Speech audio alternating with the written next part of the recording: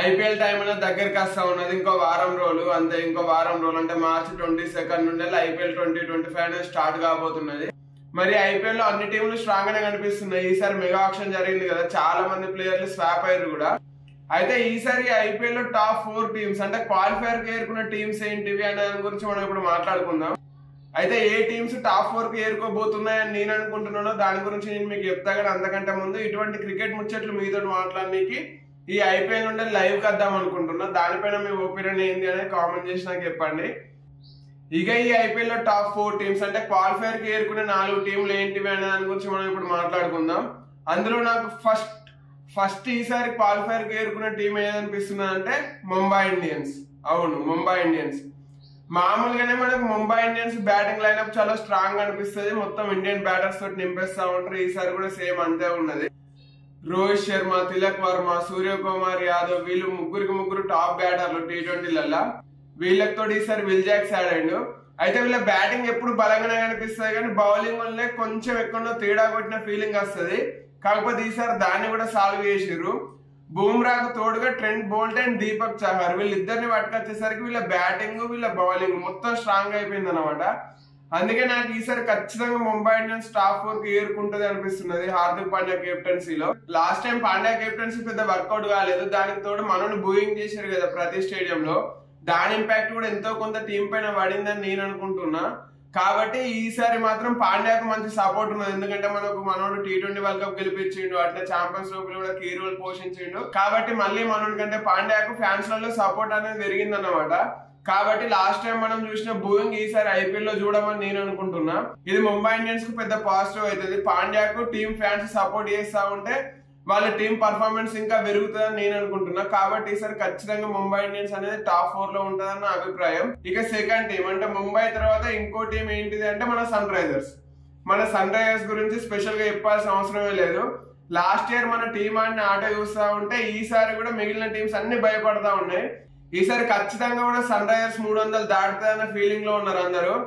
ఎందుకంటే last time మనకు ఒక చిన్న మైనస్ ఉంటుండే, అదేంటంటే ఫస్ట్ డౌన్. ఓపెనర్లలో ఒక అవుట్ అయిన తర్వాత ఫస్ట్ డౌన్ లో ఎవరు వస్తారు అనేది పెద్ద మైనస్ ఉంటుండే మనకు. కొన్నిసార్లు మార్క్రమ్, కొన్నిసార్లు క్లాస్ అను, కొన్నిసార్లు Mayank Agarwal. Last year season starting లో అభిషేక్ శర్మ కూడా 1 డౌన్ లో వచ్చిండు. కాబట్టి ఈసారి ఆ గొడవ లేకుండా 1 డౌన్ ప్లేస్ అనేది ఫిక్స్ చేసేసారు. ఎవరు అంటే ఇషాన్ కిషన్ ఎటువంటి డైనమిక్ బ్యాటర్ మనందరికి తెలిసిందే. మనోడి పర్ఫార్మెన్స్ కూడా మనందరం చూసినాం ఆల్రెడీ. ఎన్ని రోజులుగా ఐపీఎల్ లో చూస్తున్నాం, అంటే టీమిండియాలో కూడా చూసినాం. కాబట్టి ఇషాన్ కిషన్ 1 డౌన్ లో వస్తే మనం SRH కున్న ఒక్కగానొక్క మైనస్ పాయింట్ అనేది పోతుందని నేను అనుకుంటున్నా. కాబట్టి ఈ బ్యాటింగ్ లైనప్ కొట్టే బ్యాటింగ్ లైనప్ లేదు ఈసారి ఐపీఎల్ 2025 లో.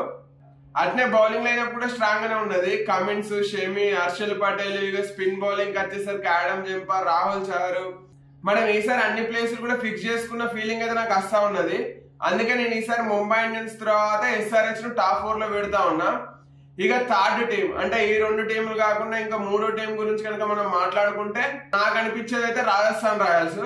మనం చూస్తూనే ఉన్నాం, సంజు శాంసన్ కెప్టెన్సీ తీసుకున్న తర్వాత ఒక ఫస్ట్ 2-3 సీజన్లు అంతగా ఆడకపోయినా కూడా లాస్ట్ 2-3 సీజన్ల నుండి అయితే అద్భుతంగా ఆడుతున్నది రాజస్థాన్ రాయల్స్.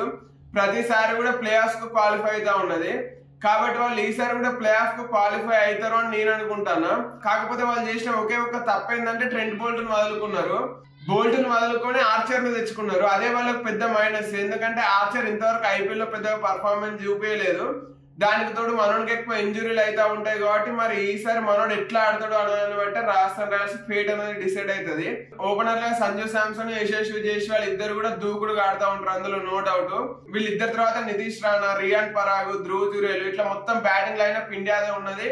దానికి తోడు వీళ్ళ దగ్గర మంచిగా స్పిన్ బౌలింగ్ ఉన్నది. హసరంగా అట్నే తీక్షణ ఇద్దరు లంకా స్పిన్నర్స్. వీళ్ళిద్దరు స్పిన్ లో ఎటువంటి డౌట్ అనేది లేదు. పేసర్లు కూడా మంచిగానే ఉన్నారు. ఆర్చర్ కు తోడుగా తుషార్ దేశపాండే, అట్నే సందీప్ శర్మ. కాబట్టి వీళ్ళందరూ కలిసి కట్టుగా మంచిగా పర్ఫార్మెన్స్ చేస్తే మెయిన్ గా ఆర్చర్ తన స్థాయికి దగ్గర పర్ఫార్మెన్స్ అనేది చేస్తే, అంటే లాస్ట్ ఇయర్ వీళ్ళకి ట్రెంట్ బోల్ట్ ఏం చేసి ఇచ్చిండో ఇప్పుడు అదే కనుక ఆర్చర్ చేయగలిగితే ఖచ్చితంగా రాజస్థాన్ రాయల్స్ కూడా టాప్ 4 కు పోతుందని నేను అనుకుంటాను. ఇక ఈ 3 టీంలతో పాటు టాప్ 4 పోయే ఇంకొక టీం. ఈ టీం కు నేను టాప్ 4 లో ప్లేస్ ఇస్తున్నా అంటే పెద్ద సాహసం చేస్తున్నా అని అనుకుంటాను. ఎందుకంటే వీళ్ళు మళ్ళీ కొంచెం తేడా చేసినా కూడా మీరు నన్ను కామెంట్లలో వేసుకుంటారు. కాకపోతే నాకెందుకో ఈసారి టీం చూస్తుంటే ఖచ్చితంగా టాప్ 4 లోకి ఎంటర్ అవుతుందని నాకు అనిపిస్తున్నది. లాస్ట్ 11 సంవత్సరాలుగా ఈ టీం అనేది టాప్ 4 లోకి రాలేదు. కాకపోతే ఈసారి వస్తుంది అనేది నాకు గట్టి నమ్మకం ఉన్నది. 11 సంవత్సరాలుగా టాప్ 4 లోకి రాలేదు అన్నప్పుడే మీకు అర్థమైపోయి ఉంటుంది ఆ టీం ఏంటిది అనేది. పంజాబ్ కింగ్స్. అవును, పంజాబ్ కింగ్స్ ఈసారి టాప్ 4 లోకి వస్తారని నాకు బలంగా అనిపిస్తా ఉన్నది. అట్లా ఎందుకు అనిపిస్తున్నది అంటే దానికి ఒక 3 కారణాలు ప్రధానంగా ఉన్నాయి. ఒకటి కెప్టెన్, 2 కోచ్, 3 వాళ్ళు ఈసారి తీసుకున్న ప్లేయర్స్. మనకు తెలిసిందే ఈసారి పంజాబ్ కింగ్స్ కి శ్రేయస్ అయ్యర్ క్యాప్టెన్సీ చేయబోతున్నాడు. అయితే శ్రేయస్ అయ్యర్ క్యాప్టెన్సీ ఎట్లా ఉన్నదో మనం అందరం చూసినాం. లాస్ట్ 1 year సర్కిట్ డొమెస్టిక్ టోర్నీలలో ఉన్న అన్ని ట్రోఫీలు గెలుచుకున్నాడు. అట్నే ఇంటర్నేషనల్ లెవెల్ లో ఛాంపియన్స్ ట్రోఫీ గెలిచిండు. కెప్టెన్ గా కాకపోయినా ప్లేయర్ గా కీ రోల్ పోషించి గెలిచిండు. ఇక అట్నే లాస్ట్ ఇయర్ కేకేఆర్ కు టైటిల్ గెలిపించింది కూడా మనోడే. అటువంటి కెప్టెన్సీ అట్నే బ్యాటింగ్ ఫామ్ కూడా శ్రేయస్ అయ్యర్ది మంచిగా ఉన్నది. కాకపోతే మనోడికి తోడుగా టీం అనేది పర్ఫార్మెన్స్ చేయాలి. పంజాబ్ దగ్గర వచ్చే పెద్ద దెబ్బ అదే. ప్లేయర్లు అందరూ మంచిగానే ఉంటారు, కాకపోతే టీమ్ గా కలిసి గట్టిగా పర్ఫార్మెన్స్ చేయలేకపోతా ఉంటారు. వాళ్ళు ప్రతిసారి ఇదే దెబ్బ పడతా ఉంటది. అయితే ఈసారి కెప్టెన్ గా అయ్యారు, అట్నే కోచ్ గా రిక్కీ పాంటింగ్. ఈసారి పంజాబ్ కు హెడ్ కోచ్ గా రిక్కీ పాంటింగ్ ఉన్న సంగతి మనకు తెలిసిందే కదా. రిక్కీ పాంటింగ్ శ్రేయస్ అయ్యర్ తోటి కలిసి ప్లేయర్లందరినీ దగ్గరికి తీసుకొస్తాడని నేను అనుకుంటున్నా. అట్నే ప్లేయర్లు ప్రతిసారి కూడా పంజాబ్ కింగ్స్ వేలం టైంలో ప్లేయర్లు అందరినీ వదిలేస్తుంది, కొత్త ప్లేయర్లను తీసుకుంటది. వాళ్ళందరూ టాప్ క్లాస్ ప్లేయర్లే ఉంటారు. కాకపోతే వాళ్ళందరూ కలిసి టీమ్ గా ఆడాలి అనేసరికి మాత్రం మళ్ళీ విడిపోతా ఉంటారు. కాకపోతే ఈసారి ఆ మైనస్ కాదని నేను అనుకుంటాను. శ్రేయస్ అయ్యర్, రిక్కీ పాంటింగ్ దాన్ని హ్యాండిల్ చేస్తారు అనుకుంటానా. అయితే ప్లేయర్ల దగ్గర కాస్తే పంజాబ్ కింగ్స్ లో ప్లేయర్లు కూడా సూపర్ ఉన్నారు. ఓపెనర్ గా ప్రభ్సిమ్రన్ సింగ్, అట్నే జాష్ ఇంగ్లీష్, ఇద్దరు కూడా అటాకింగ్ ప్లేయర్స్.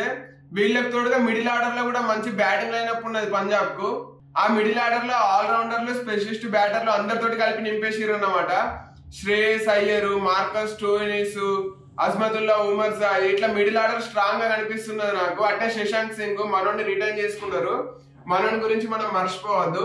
అట్నే బౌలింగ్ కూడా నాకు బలంగానే కనిపిస్తున్నది. హర్షదీప్ సింగ్, మార్కో యాన్సన్, అట్నే నేను చెప్పినా కదా ఇంకో 2 ఓవర్లు ఉమర్ జా నుండి స్టోయినిస్ నుండి తీసుకోవచ్చు. మ్యాక్స్వెల్ ఉన్నాడు, మనం మ్యాక్స్వెల్ గురించి మర్చిపోతా ఉన్నాం. మ్యాక్స్వెల్ కూడా మిడిల్ ఆర్డర్ లో సూపర్ ఆడుతూ ఉంటాడు. అట్నే లోకి ఫెర్గ్యూసన్ పేస్ బౌలింగ్ లో ఇంకో మంచి ఆప్షన్ పంజాబ్ కింగ్స్ కు. కాబట్టి ఈసారి పంజాబ్ కింగ్స్ ఎక్కడ చూసుకున్నా కూడా బలంగా కనిపిస్తున్నది. ఓపెనింగ్ అయినా, మిడిల్ ఆర్డర్ అయినా, ఆల్రౌండర్లు అయినా, లేదంటే పేస్ బౌలింగ్ అయినా, స్పిన్ బౌలింగ్ అయినా బలంగా కనిపిస్తున్నది పంజాబ్ కింగ్స్. పంజాబ్ కింగ్స్ ఎప్పుడు చూసుకున్నా ఇట్లా బలంగానే కనిపిస్తూ ఉంటది. కాకపోతే లాస్ట్ సీజన్లకు ఈ సీజన్ కు తేడా ఏంటంటే కెప్టెన్ గా శ్రేయస్ అయ్యర్ రావడం, హెడ్ కోచ్ గా రిక్కీ పాంటింగ్ రావడం. వీళ్ళిద్దరు కలిసి ఆ ప్లేయర్ల యొక్క మొత్తం పర్ఫార్మెన్స్ ను వాడుకొని ఖచ్చితంగా టాప్ 4 కు 11 సంవత్సరాల తర్వాత టాప్ 4 లోకి వస్తారని నేను అనుకుంటా ఉన్నా. వీళ్ళు 2014లో లాస్ట్ టైం టాప్ 4 లోకి వచ్చారు. అప్పుడు ఫైనల్ కు క్వాలిఫై అయ్యారు. ఆ ఫైనల్ లో కేకేఆర్ చేతిలో ఓడిపోయి టైటిల్ అనేది మిస్ చేసుకున్నారు అన్నమాట. అప్పుడు గౌతమ్ గంభీర్ కెప్టెన్సీలోని కేకేఆర్, జార్జ్ బెయిలీ కెప్టెన్సీలోని పంజాబ్ ఓడించి టైటిల్ అనేది తీసుకున్నది. కాకపోతే ఈసారి ఖచ్చితంగా టాప్ 4 లోకి ఎంటర్ అవుతారని నేను అనుకుంటా ఉన్నా. ఇక ఇక్కడ మీకు అనిపించవచ్చు నేను కొన్ని టీంల పేర్లు చెప్పలేదు. అందులో మెయిన్ గా డిఫెండింగ్ ఛాంపియన్స్ కేకేఆర్, అట్నే చెన్నై సూపర్ కింగ్స్, ఆర్సీబీ. మరి ఏ టీమ్స్ టాప్ 4 లోకి రావా అంటే కేకేఆర్ అయితే ఖచ్చితంగా రాదని నాకు అనిపిస్తా ఉన్నది. ఇక ఆర్సీబీ మొత్తం ఇంగ్లాండ్ ప్లేయర్ల పైన ఆధారపడ్డది. కాకపోతే వాళ్ళ పర్ఫార్మెన్స్ లాస్ట్ ఇంటర్నేషనల్ లెవెల్ ఎట్లున్నదో మనం చూసినాం కదా.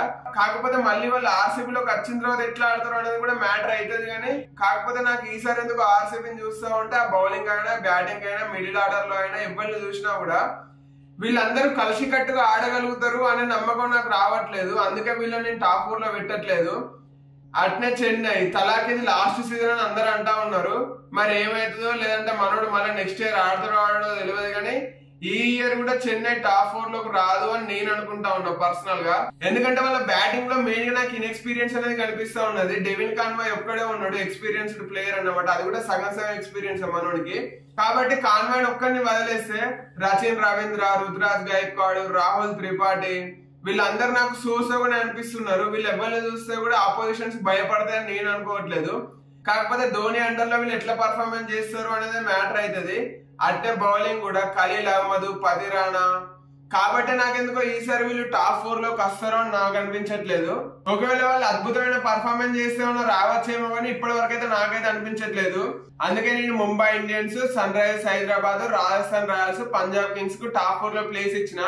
ఇవి నేను అనుకుంటున్న టీమ్స్. మరి మీరు ఏ టీమ్స్ టాప్ 4 లోకి వస్తాయి అనుకుంటున్నారు అనేది కామెంట్ చేసి నాకు చెప్పండి. అట్నే ఈ ఐపీఎల్ నుండి ఇటువంటి క్రికెట్ ముచ్చట్లు మీతో డైరెక్ట్ మాట్లాడడానికి లైవ్ కద్దాం అనుకుంటున్నా. దానిపైన మీ ఒపీనియన్ ఏంది అనేది కూడా కామెంట్ చేసి నాకు చెప్పండి.